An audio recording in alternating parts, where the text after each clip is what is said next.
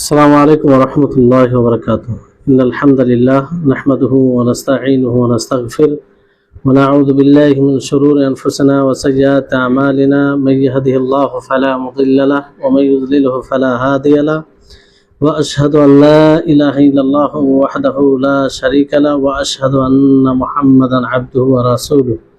أما بعد، رب اشرح لي صدري ويسر لي أمري واحلل عقدة من لساني يفقهوا قولي. رب زدني علما رب زدني علما।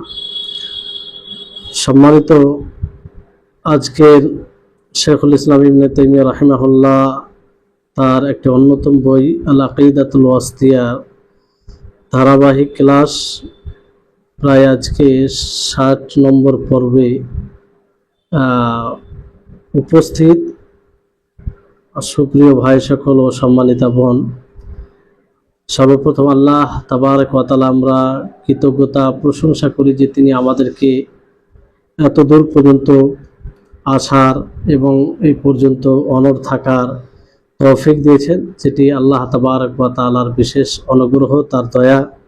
এই জন্য আমরা সকলে আল্লাহর কৃতজ্ঞতা প্রকাশ করব। তারপরে আমাদের সকলের প্রাণপ্রিয় নবী করিম মুহাম্মদ মুস্তাফা সাল্লাল্লাহু আলাইহি ওয়াসাল্লাম, ওনার উপর অসংখ্য শান্তি ধারা বর্ষিত হোক। আল্লাহুম্মা সাল্লি আলাইহি আল্লাহুম্মা বারিক আলাইহি।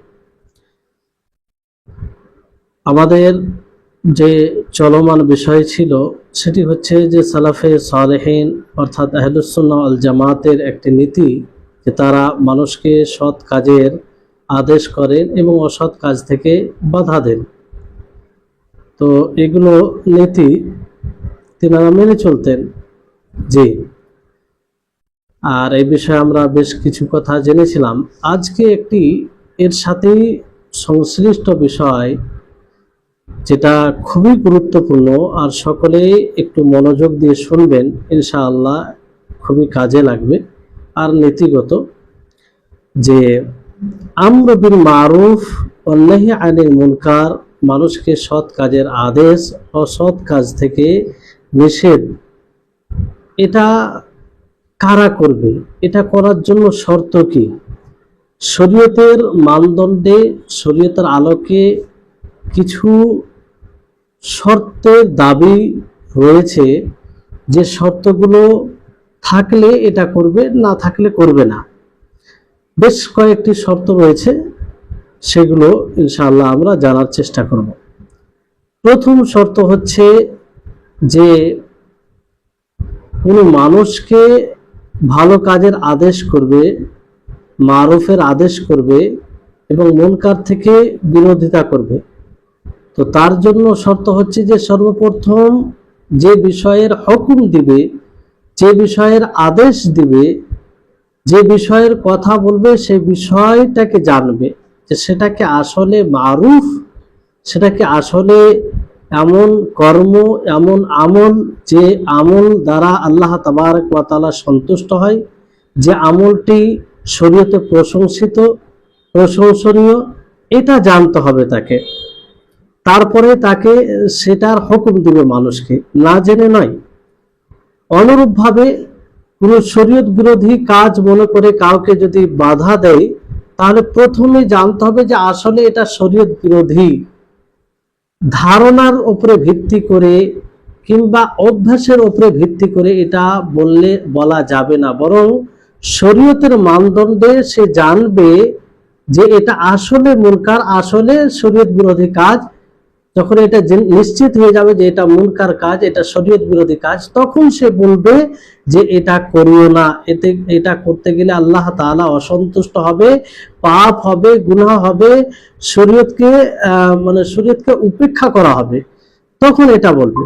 তাহলে আশা করি প্রথম শর্তটা আপনারা বুঝতে পেরেছেন।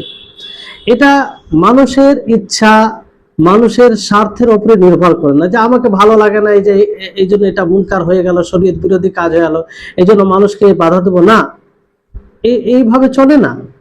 আর আমাকে কোনো জিনিস ভালো লাগছে, আমি পূর্বে থেকে করে আসছি, আমার বাপ দাদারা করছে, সমাজ করছে বলে এটাকে শরীয়তের বিধান মনে করব আর মানুষকে হুকুম দেব, এটাও চলবে না। বরং আসলে কি শরীয়তে এটা করতে বলা হয়েছে, আসলে কি এটা করা, যে কাজের কথা বলবো মানুষকে, এটা করা কি প্রশংসনীয়, এটা শরীয়তের আলোকে বিবেচিত হবে। যেমন এর দলিল কি, আল্লাহ তাবারক ওয়া তাআলা তার রাসূলকে কি বলেন যে ফাহকুম বাইনাহুম বিমা আনজালাল্লাহু ওয়া লা তাত্তাবি' আহওয়াআহুম আম্মা জাআকা মিনাল হক। সূরা মাইদার 48 নম্বর আয়াত, যে আল্লাহ তাআলা বলেন যে আপনি তাদের মাঝে হুকুম দেন, ফয়সালা করেন তা দ্বারা যা আল্লাহ তাআলা নাজিল করেছেন। আল্লাহ তাআলা নাজিলকৃত বিষয় দ্বারা আপনি হুকুম দেন, ফয়সালা করেন।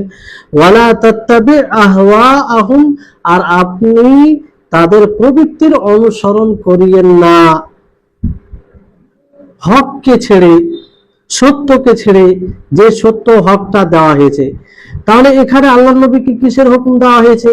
যে আপনি আপনার উপরে যা নাজিল করা হয়েছে তার আপনি হুকুম দেন। তো যেটা শরীয়তে নেই, যেটা শরীয়তের হুকুম দেওয়া হয়নি, সেটার হুকুম মানুষ দিতে পারে না। যে সেটার হুকুম মানুষ শরীয়ত মনে করে কিংবা এটা মারুফ মনে করে হুকুম দিতে পারে না যে এর দ্বারা সান্নিধ্য লাভ হবে। বাকি সামাজিক কাজ যদি সেটা শরীয়ত বিরোধী না হয়, আর শরীয়ত বিরোধী না হলেই তো সেটা এক প্রকার শরীয়ত সম্মত হয়ে যায়। অনুরূপভাবে আরো বহু আয়াত রয়েছে এই পক্ষে। যেমন সূরা ইসরাতে আল্লাহ তাবারক ওয়া তাআলা বলেন 36 নম্বর আয়াত, যে ওয়ালা তাকফু মা লাইসা লাকা বিহি ইলম ইন্নাস সামআ ওয়াল বাসারা ওয়াল ফুআদা কুল্লু উলাইকা কানা আনহু মাসউলা। যে বিষয়ে জ্ঞান নেই সে বিষয়ে তোমরা অবস্থান করিও না, কিংবা সে বিষয়ে তোমরা কিছু বলিও না, কারণ কান, নাক এবং চক্ষু, হৃদয়, এই সমস্ত বিষয়কে আল্লাহ তাআলা জিজ্ঞাসা করবেন। এরা সকলেই জিজ্ঞাসিত হবে।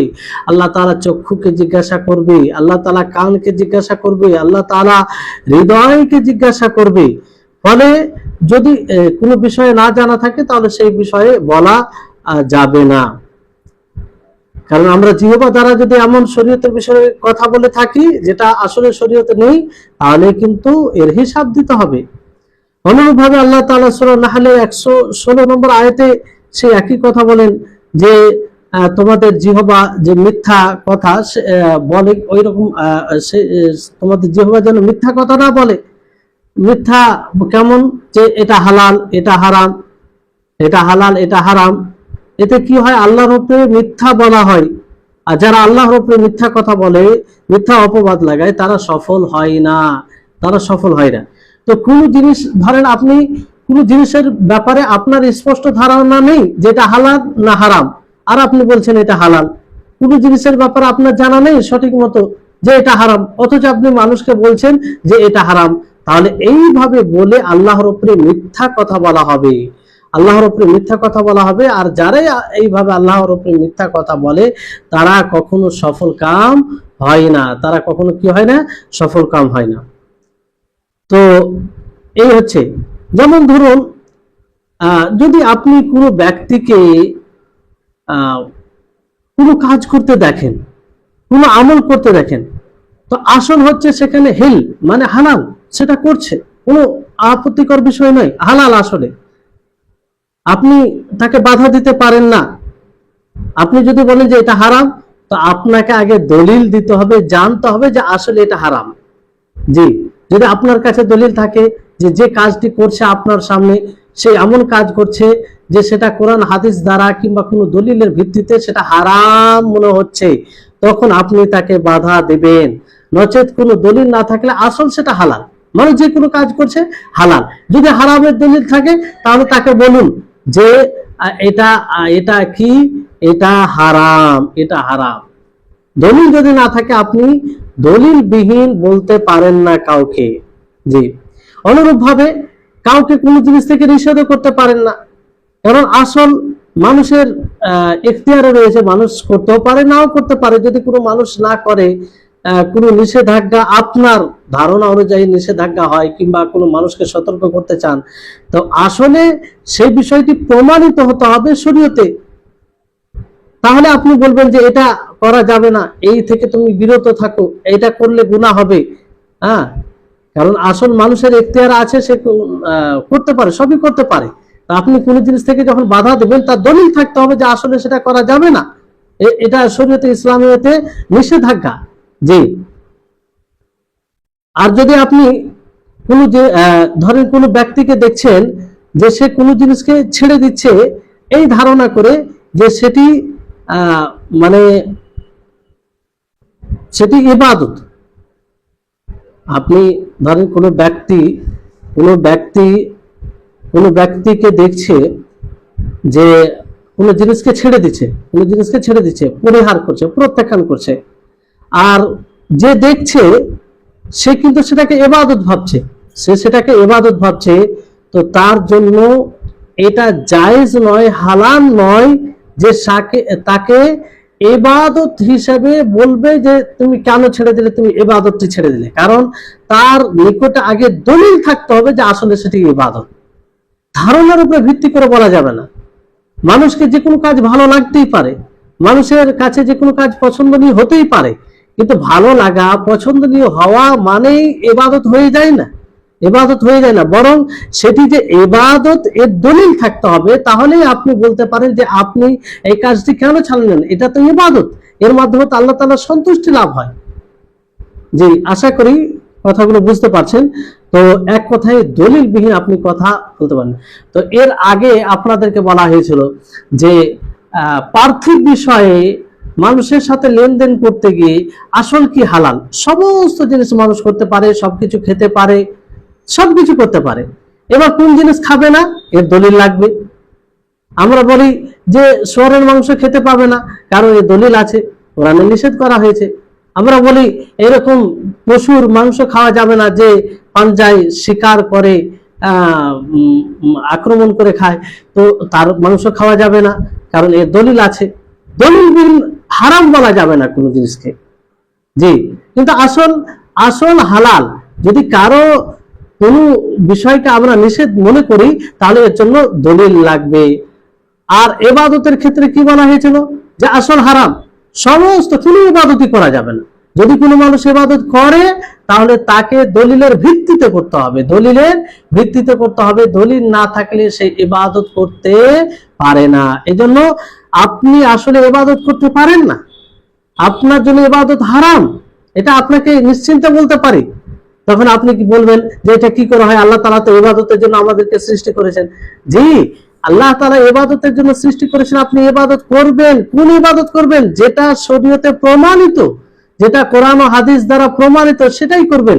কোরআন হাদিসের বাইরে আপনি ভালো লেগেছে বলে আপনি ইবাদত বানিয়ে নিয়েছেন দলিল ছাড়াই, দলিলের ভিত্তিতে নয়, সেটি ইবাদত হয় না। তো এই হচ্ছে প্রথম শর্ত। আশা করি আপনারা বুঝতে পেরেছেন। দ্বিতীয় শর্ত হচ্ছে যে বাধা দেবে, ভালো কাজের আদেশ করবে অথবা মন্দ কাজ থেকে নিষেধ করবে, সে মা'মুর তথা যে কাজের আদেশ দিবে,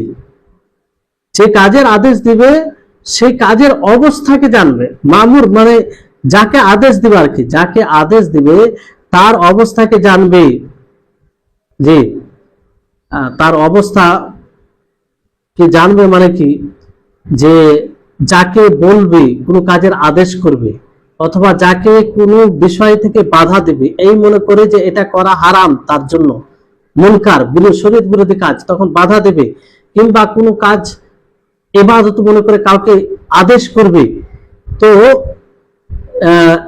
যেমন আপনি ধরেন, যেমন কোনো মানুষ কোনো ব্যক্তিকে যদি দেখে যে কোনো ব্যক্তিকে দেখে আর সে সন্দেহ করে যে সে মুকাল্লাফ কি মুকাল্লাফ নয়, মানে সে সন্দেহের মধ্যে আছে যে তার উপরে এই জিনিসগুলো ফরজ হয়েছে কি হয়নি, মানে মুকাল্লাফ কি মুকাল্লাফ নয়। মুকাল্লাফ কাকে বলে? যার উপরে ফরজ করা হয়েছে, লা ইউকাল্লিফুল্লাহু নাফসান ইল্লা উসআহা। তো যার উপরে ফরজ করা হয়েছে সে মুকাল্লাফ, আর যার উপরে কোনো জিনিস ফরজ করা হয়নি সে গায়র মুকাল্লাফ, মানে সে মুকাল্লাফ নয়। তো এক ব্যক্তি সে সন্দেহের মধ্যে আছে যাকে দেখছে তার ব্যাপারে যে সে মুকাল্লাফ কি মুকাল্লাফ নয়, তো এই সন্দেহের মধ্যে তাকে কোনো কাজের আদেশ দিতে পারে না, এই সন্দেহের মধ্যে তাকে কোনো কাজ থেকে বাধা দিতে পারে না, মানে শরীয়ত ওই ভেবে, এবার যদি সামাজিক ভাবে তার জন্য ক্ষতিকর হয়, তাকে শিক্ষা দেওয়ার জন্য কিংবা এরকম হয়, তাহলে দিতে পারে, কিন্তু আম ভাবে এটা করতে পারে না।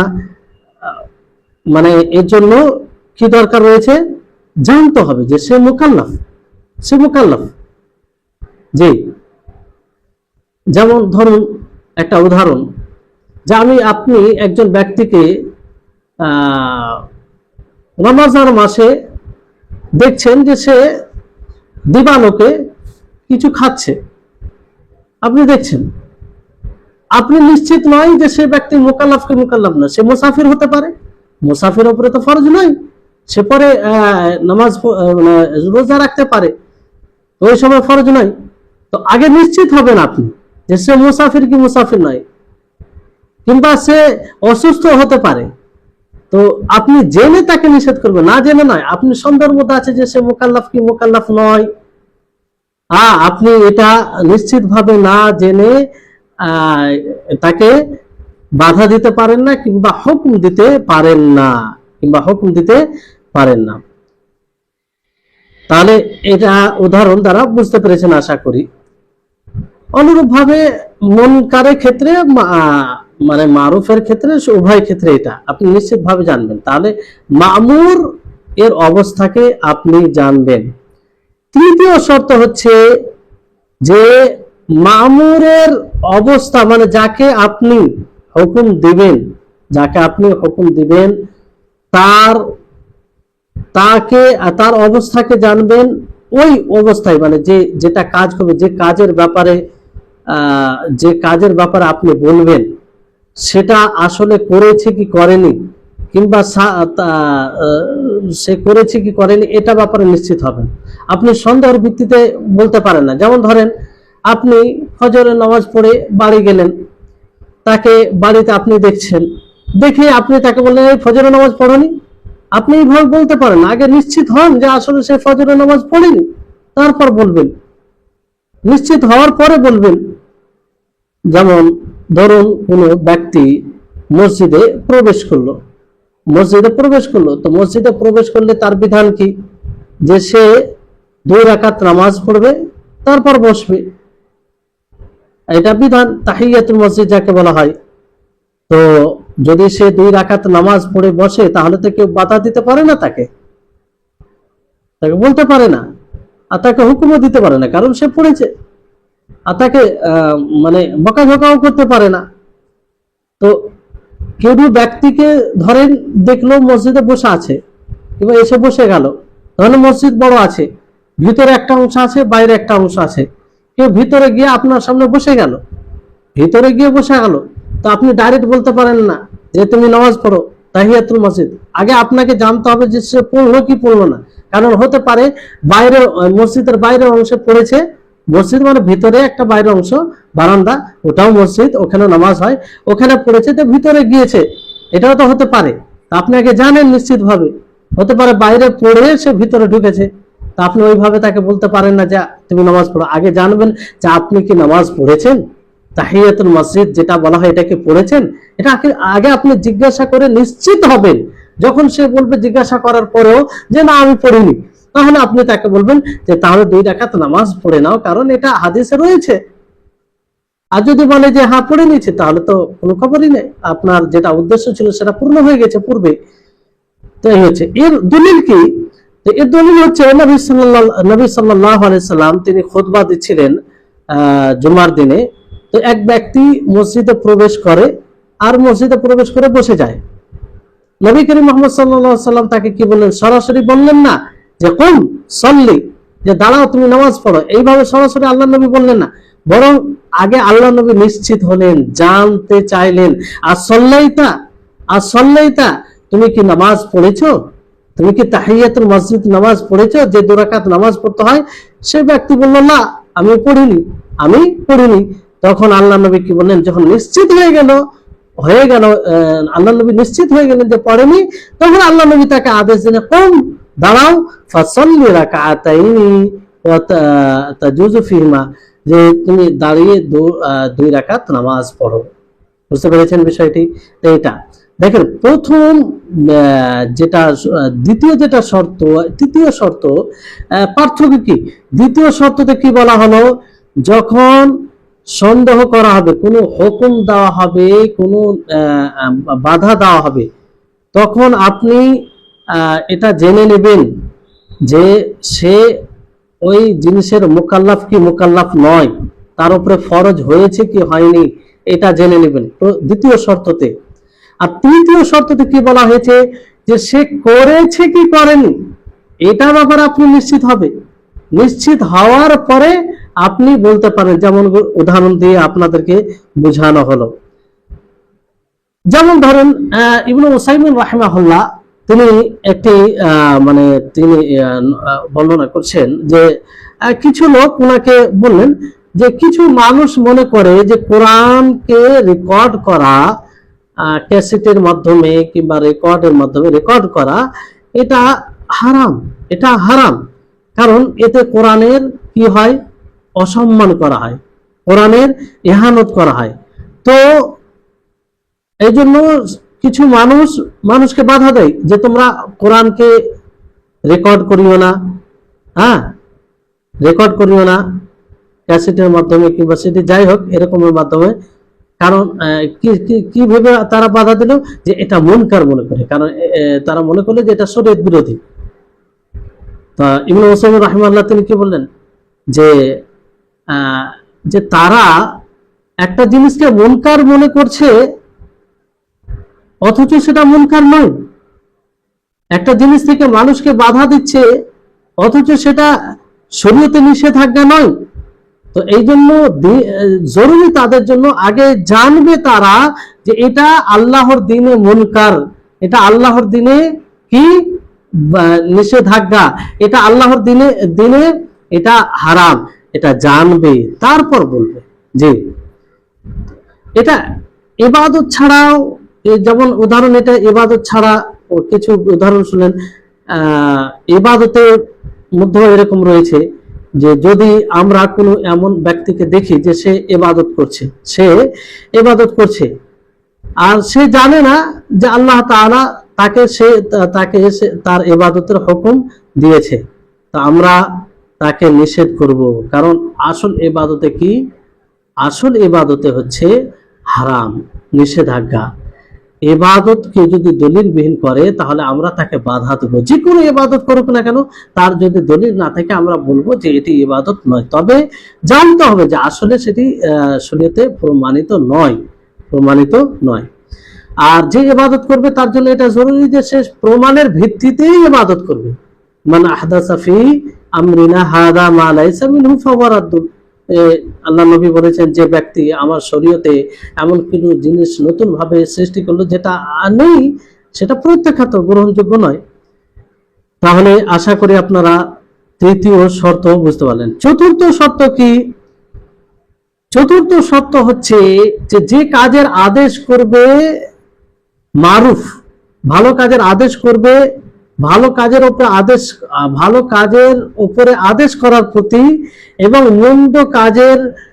মন্দ কাজ থেকে নিষেধ করার উপরে কি থাকবে, শক্তিশালী থাকবে, মানে সক্ষম হবে। ভালো কাজের সে আদেশ করতে পারবে, মন্দ কাজ থেকে মানুষকে বাধা দিতে পারবে, এরকম সে সক্ষম হবে। আর এটা করতে গিয়ে তার কোনো ক্ষতি হবে না, যদি ক্ষতি হয় তাহলে তার উপরে ওয়াজিব নয়, কি নয়, ওয়াজিব নয়, ফরজ নয়। মানে সে সেখানে ধৈর্য ধারণ করবে, আর যদি সে ধৈর্য ধারণ করে সেটা করে বলে তাহলে এটা উত্তম। কিন্তু ক্ষতি যদি হয় তাহলে সে সময় তার উপরে ওয়াজিব হয় না, কারণ যতগুলো ইবাদত আমরা করি সমস্ত ইবাদত একটা শর্তে বন্দী রয়েছে যে আমরা সাধ্য অনুযায়ী সেই ইবাদত গুলো করবো, সাধ্য অনুযায়ী, শক্তি থাকলে করব, শক্তি না থাকলে করব না। কারণ আল্লাহ তাআলা কি বলেন, ফাত্তাকুল্লাহা মাসতাতা'তুম, যে তোমরা সাধ্য অনুযায়ী আল্লাহ তাআলাকে ভয় করো, সূরা তাগাবুনের 16 নম্বর আয়াতে। অনুরূপ ভাবে আল্লাহ তাআলা সূরা বাকারার 286 নম্বর আয়াতে কি বলেন, লা ইউকাল্লিফুল্লাহু নাফসান ইল্লা উসআহা, যে আল্লাহ তাআলা কোনো নফসকে, কোনো আত্মাকে তার সাধ্যের উপরে কিছু চাপিয়ে দেন না। তো শক্তিশালী মানে সক্ষম হলে দাওয়াত দিবে, আর সক্ষম না হলে দিবে না। যদি দাওয়াত দিতে গিয়ে ক্ষতি হয় তাহলে তার জোর উপরে জরুরি ওয়াজিব নয়, কিন্তু যদি ধৈর্য ধারণ করে দাওয়াতি কাজ করে তাহলে এটা উত্তম হবে, উত্তম হবে।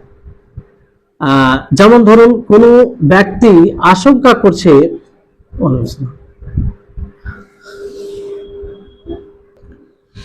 তো বিষয়টি হচ্ছে যদি কোনো ব্যক্তি ভয় করে, আশঙ্কা করে কোনো যে কোনো ব্যক্তিকে হুকুম দিতে গিয়ে যে তাকে হত্যা করে দিবে, ভালো কাজের যেমন অনেক সময় এরকম অবস্থা পরিস্থিতি হয়ে যায় যে কোনো ব্যক্তিকে ভালো করতে গেলে সে মার্ডার করে দিতে পারে, সে হত্যা করে দিতে পারে। এরকম যদি আশঙ্কা থাকে, ভয় থাকে, তাহলে তাকে আর হুকুম দেওয়া জরুরি নয়, কারণ সে এটা সক্ষমতা রাখে না। একজন ব্যক্তি একটা কাজের জন্য একটা কাজের হুকুম দিতে গিয়ে যদি সে তার জানই চলে যায়, তার প্রাণই চলে যায়, তাহলে এটা সাধ্যের বাইরে, তখন সে এটা আর কাজ করবে না, এটা আর কাজ করবে না। আর বিষয়টি হচ্ছে যে তখন তার উপরে এটা হারাম হয়ে যাবে। যদি দেখা যায় কোনো কাজের হুকুম দিতে গিয়ে তার জান চলে যাবে, তার প্রাণ চলে যাবে, তখন এটা করা হারাম হয়ে যাবে। কিছু ওলামাগণ এভাবে বলেছেন যে ওই সময় তার উপরে জরুরি হবে, যদিও জান চলে যায়, তাকে হুকুম দিতে হবে, ধৈর্য ধরতে হবে, আর বলবে, যদিও ক্ষতিগ্রস্ত হয় তারপরেও তাকে বলতে হবে, যতক্ষণ পর্যন্ত হত্যা পর্যন্ত না পৌঁছাবে, মানে হত্যা পর্যন্ত পৌঁছা পর্যন্ত সে করতে থাকবে। জি, কিন্তু প্রথম যেটা মত বলা হলো ওটাই উত্তম, যে এরকম যদি আশঙ্কা থাকে তাহলে সে বিরত থাকবে, তার উপরে তখন এই দাওয়াতি কাজ এটা করবে না।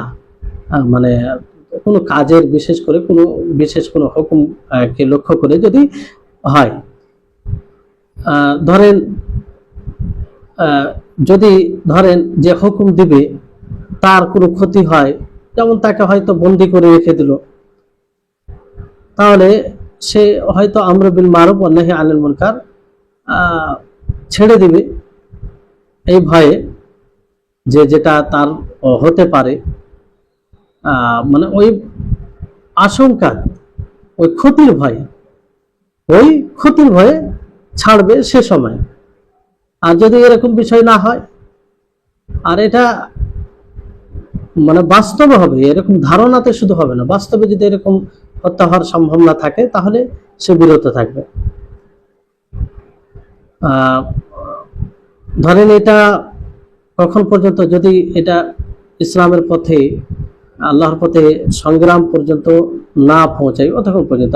যদি সংগ্রামের বিষয় থাকে, মানে জেহাদের, ইসলামকে সুউচ্চ করার জন্য, কালেমাকে সুউচ্চ করার জন্য, কিংবা নিজের ইমানকে রক্ষার্থে, তখন তো এটার কোনো পারোয়া করা যাবে না, নিজের জান গেলেও সেটা করতে হবে।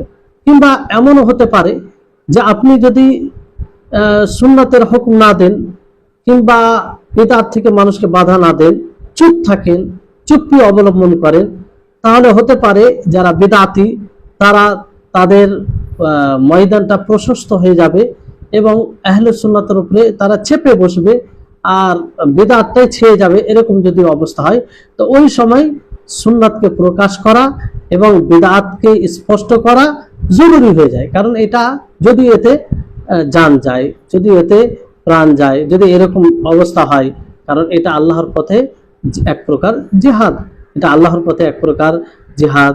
আর এইরকম ভাবে মানে এই অবস্থাতে ভয় ভীতি এটা কোনো প্রকার ওজর বলে গণ্য করা হবে না, কোনো প্রকারের ওজর বলে গণ্য করা হবে না। জি, তারপরে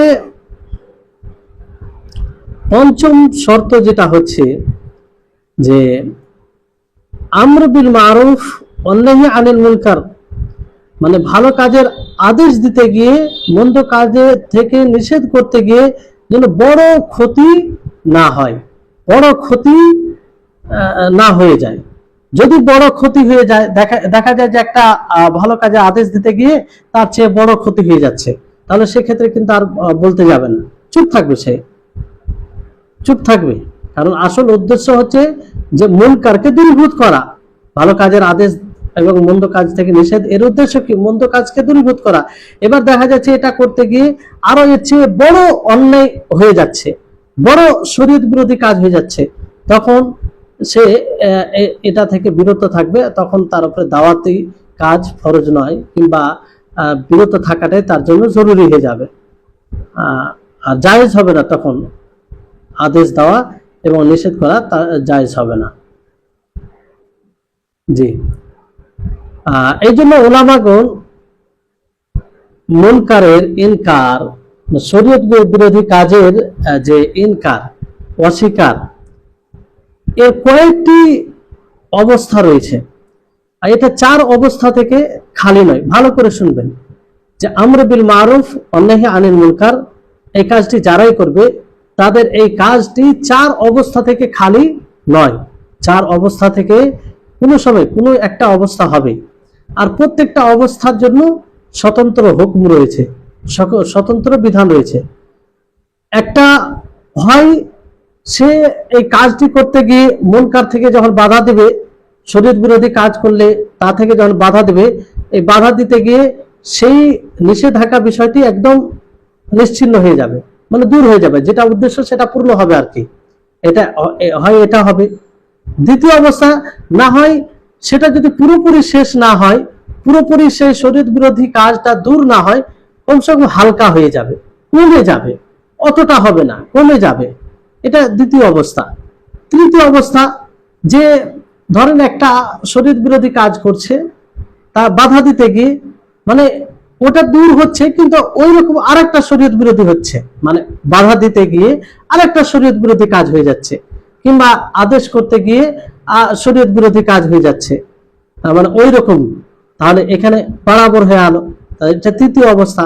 চতুর্থ অবস্থা কি, যেটা প্রথমে বলা হলো শর্ত হিসাবে, যে বাধা দিতে গিয়ে, এই কাজ করতে গিয়ে আরো বড় ক্ষতি হয়ে যাচ্ছে, বড় বড় আকারের শরীয়ত বিরোধী কাজ হয়ে যাচ্ছে, মানে যেটা থেকে বাধা দিতে যাচ্ছে সেটা বাধা দিতে গিয়ে তার চেয়ে বড় আরো কি হয়ে যাচ্ছে, শরীয়ত বিরোধী কাজ হয়ে যাচ্ছে এটা করতে গিয়ে।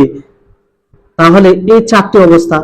তাহলে প্রথম যেটা অবস্থা, যে একভাবেই শরীয়ত বিরোধী কাজ দূর হয়ে যাওয়া, যদি এটা করতে গিয়ে দূর হয়ে যায়, তাহলে এই অবস্থায় এই কাজটি করা জরুরি হয়ে যায়, ওয়াজিব হয়ে যায়, ফরজ হয়ে যায়, আবশ্যিক হয়ে যায়। আর দ্বিতীয় অবস্থাতে আবশ্যিক হয়ে যায় যদি এই কাজটি করতে গিয়ে সেই মুনকার শরীয়ত বিরোধীটা অতটা না হলে কম হয়ে যায়, হালকা হয়ে যায়, হ্যাঁ, শিথিল হয়ে যায়, তাহলেও সেখানে এই দাওয়াতি কাজ করা জরুরি হয়ে যায়, ওয়াজিব হয়ে যায়, কারণ যেটা উদ্দেশ্য সেটা কিছুটা হলেও পূর্ণ হচ্ছে।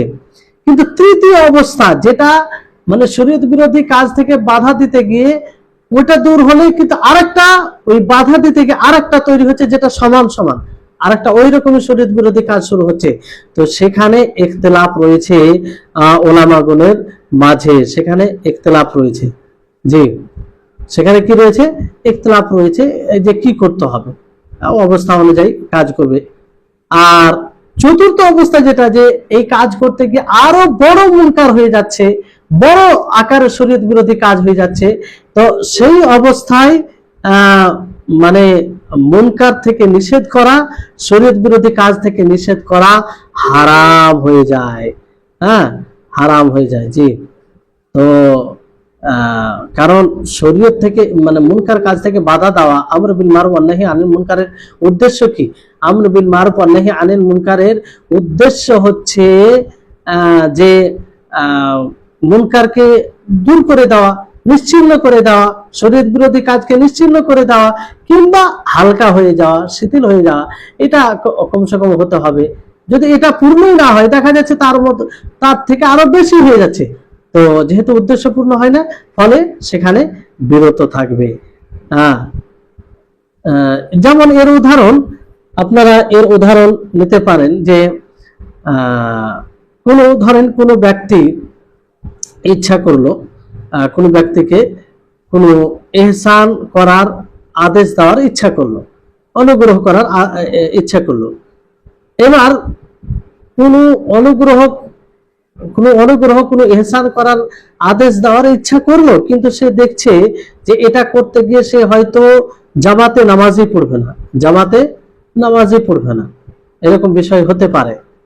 তো ওই সময় সেই এহসানের কথা আর বলবে না, আর সেই ভালো কথা তাকে আদেশ দেবে না, কারণ ওটা দিতে গিয়ে সে জামাতে নামাজই পড়বে না, এরকম হতে পারে। যেমন ধরেন যে আপনার সাথে কেউ নামাজ পড়তে আসছে, আপনি জানেন যে সে কোনো একটা মুনকার কাজ করে, কিন্তু আপনি আপনার মধ্যে এটা আশঙ্কা উকি মারছে যে তাকে যদি ওই সময় বলেন তাহলে হয়তো রাগ করে সে নামাজই পড়বে না কিংবা জামাতে পড়বে না, চলে যাবে।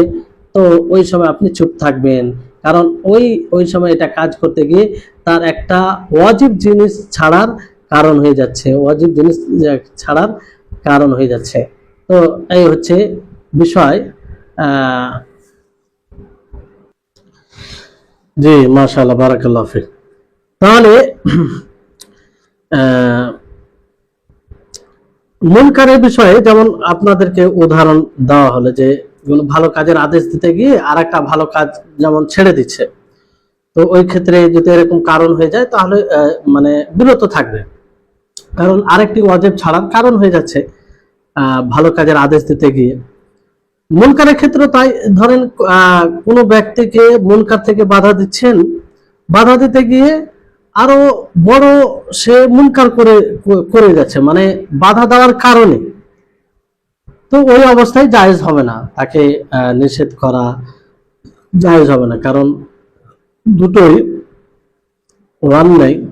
তো বড় অন্যায় থেকে বাঁচাতে হবে। দুটো ক্ষতি যদি সম্মুখীন হয়, মানুষ দুটো ক্ষতির সম্মুখীন হয়, তো দুটো ক্ষতির সম্মুখীন হলে যেটা বড় ক্ষতি তা থেকে বাঁচতে হবে, ছোট ক্ষতিটা করতে হবে। মানে ইচ্ছাকৃত তো এটা করতে হয় না, কিন্তু বাধ্য, দুটোর মধ্যে একটা হবেই হবে। তো যেটা বড় ক্ষতি তা থেকে বাঁচবে, আর ছোটটা সহ্য করবে, কারণ এটা একটা শরীয়তের আমরে বিল মারুফ ওয়ান নাহি আনিল মুনকারের উদ্দেশ্য। এর দলিল কি? এটা কি দলিলবিহীন কথা? জি না, এর অবশ্যই দলিল আছে। যেমন আল্লাহ তাবারক ওয়া তাআলা তিনি সূরা আনআমের 108 নম্বর আয়াতে বলেন, ওয়ালা তাসুব্বুল্লাযীনা ইয়াদউনা মিন দুনিল্লাহি ফায়াসুব্বুল্লাহা আদওয়ান বিগাইরি ইলমিন, যে তোমরা তাদেরকে গালি দিও না যারা আল্লাহ তাআলা ব্যতীত অন্য কাউকে ডাকে, কারণ তাদেরকে যদি গালি দাও তাদের মাবুদকে, তাহলে তারাও আল্লাহ তাআলাকে শত্রুতা করে গালি দিবে না জেনে, অজ্ঞতাবশত। তাহলে এখানে দেখেন আসলে মুশরিকিনদের মাবুদকে, তাদের উপাস্যকে গালি দেওয়া এটা কোনো বিষয় না। গালি মানে কি? তাদের ব্যাপারে কটু মন্তব্য, তাদের ব্যাপারে যে তারা ঠিক নয়, এটা সেটা, মানে এক কথায় তাদের সম্মান বিরোধী কথা। তো এটা তো শরীয়তে কোনো আপত্তিকর বিষয় নাই, কারণ তারা তো বাতিল, তাদের কোনো মানে হকের সাথে সম্পর্কই নেই, ফলে এটা কোনো বিষয়ই নয়। কিন্তু যেহেতু এটা করতে গিয়ে এক বড় মুনকার হয়ে যাবে, বড় এক ফাসাদ চলে আসবে, যে এটা যদি করা যায় তা তারাও আমাদের আল্লাহকে গালি দিবে, তারা মনে করবে আমাদের মাবুদকে গালি দিচ্ছে, তো তাদের আল্লাহকে গালি দিবে, যেটা হয়। তো এই জন্য আল্লাহ তাবারক ওয়া তাআলা কি বললেন, যে তাদের মুশরিকদের মাবুদকে গালি দেওয়া যাবে না, কারণ গালি দিতে গেলে তারা প্রতিরোধে তারাও গালি দিবে, তো এটা একটা কারণ হয়ে যাবে। অথচ তাদের মাবুদকে গালি দেওয়া করা কোনো বিষয়ই ছিল না, কিন্তু এটা করতে গিয়ে যেহেতু তারাও শত্রুতাবশত গালি দিবে, ফলে একটা ভালো কাজ করতে গিয়ে কিংবা শরীয়তে আপত্তিকর বিষয় নয়, সেটা করতে গিয়ে এক বড় ধরনের মুনকার হওয়ার সম্ভাবনা রয়েছে। ফলে আল্লাহ তাআলা ওটার দ্বারকে বন্ধই করে দিলেন। যেমন ধরুন যে আমরা যদি কোনো ব্যক্তিকে মদ পান করা অবস্থায় দেখতে পাই, সে মদ পান করছে, অবশ্যই মদ পান করা এটা মুনকার, শরীয়ত বিরোধী কাজ। যদি এখানে দেখা যায় যে আমরা যদি তাকে মদ্যপান করা থেকে বাধা দিই, তাহলে সে এখান থেকে গিয়ে মানুষের মালকে চুরি করবে, লুট করবে, মানুষের ইজ্জতকে হানি করবে, সম্মান হানি করবে, তাহলে এখানে আমরা তাকে কি করব? মদ্যপান করা থেকে বাধা দিব না। কারণ মদ্যপান করছে এটা ছোট ছোট মুনকার, চুরি করা থেকে এটা ছোট মুনকার, মানুষের সম্মানকে হানি করা থেকে। কারণ মদ্যপান তার পর্যন্ত সীমিত, আর পরে হকের সাথে সম্পৃক্ত হলে ছোট মুনকার করুক। ছোট মুনকার করতে গিয়ে যদি বড় মুনকার থেকে বেঁচে যায়, দেখা যায় ছোট মুনকার থেকে বাঁচাতে গিয়ে বড় মুনকার করবে, তাহলে তার থেকে ভালো যে ছোট মুনকার সে করুক, ছোট শরীয়ত বিরোধী করুক, বড় শরীয়ত বিরোধী থেকে বেঁচে যাবে, বড় ফাসাদ হবে না। জি, এই বিষয়ে শেখুল ইসলাম ইবনে তাইমিয়া রাহিমাহুল্লাহ এক প্রসিদ্ধ ঘটনা রয়েছে। যখন তাতারদের হামলা হয় ওই সময়, তো শেখুল ইসলাম ইবনে তাইমিয়া রাহিমাহুল্লাহ তিনার সঙ্গে ওনার ছাত্র, ওনার সঙ্গে লোক ছিলেন, তো একদল তাতারি সে সময় বড় আকারে হামলা, মুসলিমদেরকে হত্যা করা, মুসলিমদের জান ও মাল দিয়ে ছিনিমিনি করা, সম্মান নিয়ে ছিনিমিনি করা, এগুলো খুব বড় আকারে চলছিল। তো ওই সময় একটি দল তারা মদ্যপানে ব্যস্ত, গান বাজনা ও যাই হোক মদ্যপানে ব্যস্ত। তো শেখুল ইসলাম ইবনে তাইমিয়া রাহিমাহুল্লাহ সেখান থেকে চলে যাচ্ছেন। তো ওনার ছাত্ররা বলতে লাগলো যে তাদেরকে কি বাধা দিতে পারি না আমরা, কারণ তারা মুনকার কাজ করছে। তো শেখুল ইসলাম ইবনে তাইমিয়া রাহিমাহুল্লাহ কি বললেন যে না, তাদেরকে ছেড়ে দাও। এই অবস্থায় তারা মদ্যপান করছে, এই নিয়ে ব্যস্ত। তাদেরকে যদি এখনই আমরা মানে বাধা দিই আর মদ্যপান ছেড়ে দেয়, তাহলে এর থেকে বড় তারা কোনো মুসলিমের জান নিয়ে তারা ছিনিমিনি খেলা করবে, কোনো মুসলিমের ইজ্জত নিয়ে, সম্মান নিয়ে তারা ছিনিমিনি খেলা করবে। তো এরকম তারা করবে, আর ওরকমটা চলছিল।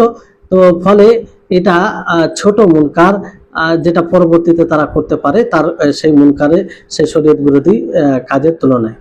তো এটা একটা বড় উদাহরণ হিসাবে পেশ করা যায় যে শেখুল ইসলাম ইবনে তাইমিয়া রাহিমাহুল্লাহ কত একজন দূরদর্শী আলেম ছিলেন।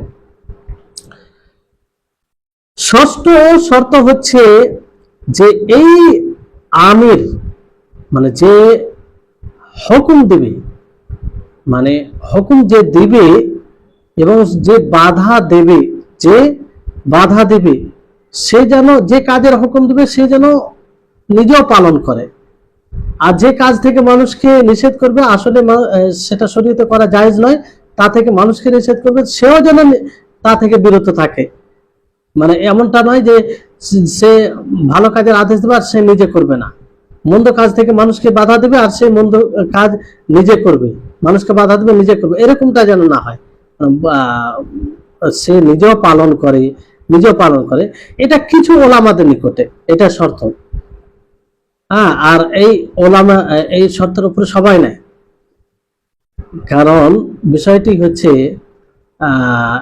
এই কথা যেটা বলা হলো এই শর্ত হিসাবে, এটার দলিল কি? এটার দলিল হিসাবে সূরা বাকারার 44 নম্বর আয়াতটি বলে যে আতা'মুরুনান নাসা বিল বিররি ওয়া তানসাউনা আনফুসাকুম ওয়া আনতুম তাতলুনাল কিতাব আফালা তাকিলুন, যে তোমরা কি মানুষদেরকে সৎ কাজের আদেশ দিচ্ছ আর নিজেকেই ভুলে যাচ্ছ, মানুষকে তো হুকুম দিচ্ছ কিন্তু তোমরা নিজেরা পালন করছো না। ওয়া আনতুম তাতলুনাল কিতাব, আর তোমরা আল্লাহর কিতাব তেলাওয়াত করছো অথচ তোমরা বুঝো না। তাহলে এখানে এই কথাই বলা হয়েছে যে তোমরা মানুষকে বলছো কিন্তু নিজে আমল করছো না, যার নিন্দা করেছেন আল্লাহ তাআলা, যেটা থেকে আল্লাহ তাআলা নিষেধ করেছেন। জি, যে তো বিষয়টি হচ্ছে, যদি কোনো ব্যক্তি ধরেন নামাজ না পড়ে, তাহলে সে অন্যকে নামাজের হুকুম দিবে না। কেউ যদি বেনামাজি থাকে তাহলে সে অন্য কাউকে নামাজের হুকুম দিবে না, কারণ সে নিজে নামাজ পড়ে না। কেউ যদি মদ্যপান করে, কাউকে মদ্যপান করা থেকে বাধা দেবে না, কারণ সে নিজে মদ্যপান করে। তো তারপর জমহুর অধিকাংশ ওলামাগণ এর বিরুদ্ধে গেছেন যে এটা শর্ত নয়, এটা শর্ত নয় যে যে কাজের আদেশ দেবে তাকে নিজে পালন করতে, অবশ্যই পালন করতে হবে, না হলে ওয়াইদ মানে ওয়াইদ রয়েছে, সেটা আলাদা পরিণাম রয়েছে, শাস্তির সম্মুখীন হবে, আর এটা নিন্দনীয়, এটা একটা ভিন্ন বিষয়। কিন্তু এই বলে যে তার সামনে সে মানুষকে ভালো কাজের আদেশ দিবে না আর মন্দ কাজ থেকে নিষেধ করবে না, এটা করা যাবে না, করতে হবে। এটা একটা এটা একটা আমর, এটা একটা মুকাল্লাফ প্রত্যেকটা বান্দা আল্লাহ তাআলা। তো জুমহুর উলামায়ে কেরাম, অধিকাংশ উলামাগণ এটাই বলেছেন যে জরুরি ভাবে সেই মারুফের কাজে আদেশ করবে, যদিও সে নিজে পালন না করে। মুনকার শরীয়ত বিরোধী কাজ থেকে মানুষকে বাধা দেবে, যদিও সে সেই মুনকার কাজটি শরীয়ত বিরোধী কাজটি নিজে করে। কারণ আল্লাহ তাবারক ওয়া তাআলা বানু ইসরাইলকে বকাঝকা করেছেন, মানে তারা এই সৎ কাজ করেনি, মানে না সৎ কাজের আদেশ না দেওয়ার কারণে, সৎ কাজের আদেশ না দেওয়ার কারণে জি,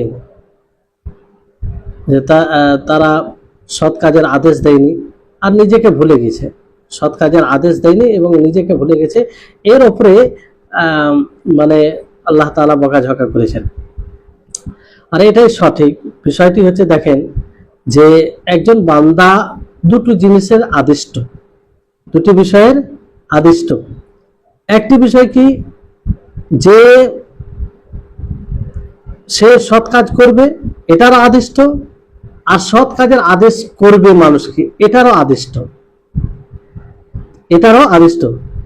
আর দ্বিতীয় বিষয় হচ্ছে অনুরূপভাবে দুটি কাজ থেকে মানুষকে নিষেধ করা হয়েছে, প্রত্যেকটা মানুষকে দুটি কাজ থেকে নিষেধ করা হয়েছে। একটা হচ্ছে মুনকার করা, মানে শরীয়ত বিরোধী কাজ করা, এটা থেকে নিষেধ করা হয়েছে, শরীয়ত বিরোধী কাজ করা এটা থেকে নিষেধ করা হয়েছে। দ্বিতীয় হচ্ছে শরীয়ত বিরোধী কাজ হলে তা থেকে বাধা না দেওয়া, এটা থেকেও নিষেধ করা হয়েছে, এটা থেকেও নিষেধ করা হয়েছে। এই জন্য এটা করা যায় না যে একটা করবে আর একটা করবে না, না, যেমন ভাবে মানুষকে নিজে মানুষকে সৎ কাজের আদেশ করবে, অনুরূপ ভাবে সে এটার উপরে সে আদেশটা সে নিজেও আমল করবে। দুটোই আদেশ, আলাদা আলাদা আদেশ, সৎ কাজের আদেশ করা এবং আমল করা দুটোই আদেশ, দুটোই পালন করতে হবে। আর নিষেধাজ্ঞা বিষয় থেকে দূরে থাকা, নিষেধাজ্ঞা কাজগুলোকে করা, এটাও নিষেধ, আর নিষেধাজ্ঞা কাজ হলে তা থেকে বাধা না দেওয়া, এটাও নিষেধ। তো দুটো নিষেধ থেকে বিরত থাকতে হবে। এবার যদি আপনি একটা ধরেন হুকুম করছেন, মানে ধরেন যে আপনি কোনো জিনিসের উপর আমল করছেন না, কোনো মারুফ কাজ আপনি আমল করছেন না, এর জন্য কি আপনি হুকুম দিবেন না মানুষকে? অবশ্যই হুকুম দিবেন, অবশ্যই হুকুম দিবেন। যেমন ধরেন কোনো কাজ আপনি করছেন না, যেমন ঘুষ, ঘুষ এটা আপনি নিজে করছেন, সেটা গুনাহগার হচ্ছেন, অবশ্যই আপনাকে হিসাব দিতে হবে, এটা হারাম। কিন্তু এই জন্য আপনার সামনে যদি কেউ ঘুষ নেয়, আপনি তাকে বাধা দিবেন না? অবশ্যই বাধা দিবেন। তার একটা প্রভাব থাকে, হয়তো আপনি নিজে উপলব্ধি করতে পারেন যে আমি বাধা দিচ্ছি, তো আমাকে বিরত থাকা উচিত, তো আপনি বাধা দিবেন। কারণ বাধা দেওয়া এটাও আপনি এর আদেশ। যেমন আপনি সুদ খেতে পারেন না, সুদ খেতে পারেন না, সুদ বলছি ঘুষ খেতে পারেন না, অনুরূপ ভাবে আপনি কাজ করতে গেলে বাধা দেবেন, এটারও আপনি আদিষ্ট। বুঝতে পেরেছেন? আশা করি বুঝতে পেরেছেন। তো এইভাবে এই ছটি শর্ত হচ্ছে প্রথম মানে চারটি শর্ত জায়েজ, মানে একজন যে আমর বিল মারুফ ওয়া নাহি আনিল মুনকার এই কাজটি করবে, তার জন্য এই চারটি বিষয় হতে হবে। প্রথম যে শর্তটি বলা হয়েছে, দ্বিতীয় যে শর্তটি বলা হয়েছে, তৃতীয় যে শর্তটি বলা হয়েছে, পঞ্চম যে শর্তটি বলা হয়েছে। তাহলে প্রথম, দ্বিতীয়, তৃতীয়, পঞ্চম, আর দুটি কিন্তু ওয়াজিব। এর মধ্যে দুটি আবশ্যিক, কি? প্রথম দুটি, যে একটা হচ্ছে যে আপনি মারুফকে মারুফ বলে জানবেন শরীয়তের মানদণ্ডে, আর মুনকারকে মুনকার বলে জানবেন। মারুফ মানে সৎ কাজকে আসলে যে সৎ কাজ সেটা সেটা শরীয়তের আদলে জানবেন, আর শরীয়ত বিরোধী কাজ আসলে কি শরীয়ত বিরোধী কাজ এটা শরীয়তের আদলে জানবেন। এটা শর্ত জরুরি। আর মানে এর এর অবস্থাকে জানা, কি বলছে মামুরের অবস্থাকে জানা, যে সে তার মোকাল্লাফ কি মোকাল্লাফ নয়, তার উপরে ফরজ কি ফরজ নয়, এটা জানা জরুরি। দুটো শর্ত। তারপরে বলা হচ্ছে যে 6 নম্বর শর্ত, 6 নম্বর শর্তের সম্পর্কে কি বলেন, যে 6 নম্বর শর্ত মানে চতুর্থ এবং 6 নম্বর, 4 নম্বর এবং 6 নম্বর। 4 নম্বর আর 6 নম্বর কি ছিল? 6 নম্বর যেটা শর্ত আপনাদেরকে বলা হয়েছে যে যে ভালো কাজের আদেশ দেবে সে যেন নিজেও পালন করে, মন্দ কাজ থেকে নিষেধ করবে সে যেন নিজেও বিরত থাকে। এটার ব্যাপারে ইখতিলাফ রয়েছে, এটার ব্যাপারে ইখতিলাফ রয়েছে, যেটা আপনাদের সামনে তুলে ধরা হয়েছে। আর 4 নম্বর কি ছিল? 4 নম্বর ছিল আপনার যে আমর বিল মারুফ ওয়া নাহি আনিল মুনকারের উপরে মানে মুস্তাতি হতে হবে, মানে সক্ষম হতে হবে, যে যাতে তার ক্ষতি না হয়। তো এটার ব্যাপারে ইখতিলাফ রয়েছে, মানে এই দুটি শর্তে, মানে 6 নম্বর এবং 4 নম্বর শর্তে ব্যাপারে ওলামাদের মাঝে ইখতিলাফ রয়েছে, দ্বিমত রয়েছে। কিন্তু যে চারটি, প্রথম, দ্বিতীয়, তৃতীয়, পঞ্চম, এই 4টি শর্ত একদম লাগবে, দুটি তার মধ্যে জরুরি, যেটা কথা বলা হলো। জি, এবার বিষয়টি হচ্ছে যে এখানে দেখেন কিছু কিছু মানুষ বলে, এমনটাও বলে যে সময় অনেক হয়েছে, ইনশাআল্লাহ পরবর্তীতে বাকি কথাগুলো পূর্ণ করব। আল্লাহ তাবারক ওয়া তাআলার কাছে দোয়া করি, আল্লাহ যেন আমাদের সকলকে এই বিষয়টি ভালোভাবে বোঝার তৌফিক দান করেন, আর আমরা যেন সকলেই যে জায়গায় থাকি এই উত্তম গুরুত্বপূর্ণ ফারিজা, এই বিধানটি যেন আমরা পালন করতে পারি। কারণ এই বিধানকে পালন করতে পারলে অনেক কল্যাণ, বহুমুখী কল্যাণ রয়েছে, সামাজিক কল্যাণ, শরীয়তের দিক দিয়ে, সব দিক দিয়ে। আল্লাহ তাআলা আমাদের সকলকে সার্বিকভাবে তৌফিক দান করুন, আর আমাদের সকলে ইলমে আল্লাহ তাআলা বৃদ্ধি দান করুন। আমাদের সকলকে যেন আল্লাহ তাআলা ইলমে নাফে দান করেন, উপকারী জ্ঞান, যে জ্ঞান দুনিয়াতেও কাজে আসবে এবং আখিরাতেও কাজে আসবে, আর এই ইলম দ্বারা অন্য মানুষরাও উপকৃত হবে। ওয়া আখির দাওয়ানা আনিল হামদুলিল্লাহি রাব্বিল আলামিন। আসসালামু আলাইকুম ওয়া রাহমাতুল্লাহি ওয়া বারাকাতুহু।